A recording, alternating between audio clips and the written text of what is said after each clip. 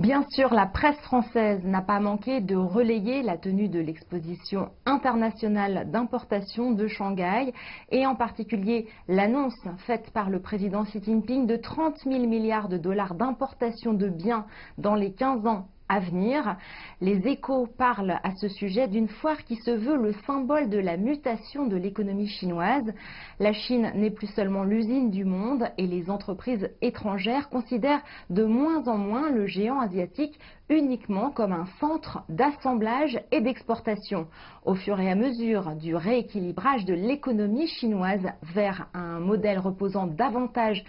sur la consommation privée et les services, les multinationales cherchent de plus en plus à capter l'immense marché intérieur chinois,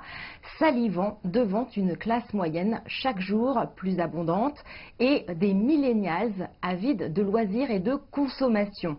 Comme en témoigne la grande foire aux importations qui s'ouvrait donc ce lundi à Shanghai, notait le quotidien. Le Figaro, lui, met en avant la réponse de Xi à Trump avec l'ouverture de son marché en affirmant qu'en pleine guerre commerciale, le président chinois a affiché sa détermination à la veille des élections américaines de mi-mandat en inaugurant lundi en grande pompe la première foire aux importations de Shanghai. Enfin, Le Monde consacre un article au grand retour du bœuf français en Chine après 17 ans d'embargo suite à la crise de la vache folle, en faisant état de l'espoir d'un peu d'air pour le secteur bovin français qui espère exporter 30 000 tonnes de viande par an vers ce pays d'ici quelques années. Le marché est là, la consommation de bœuf en Chine augmente vite, mais le bœuf français devra s'imposer sur un marché déjà dominé par l'Amérique du Sud pour l'entrée et moyenne gamme et l'Australie pour le haut de gamme.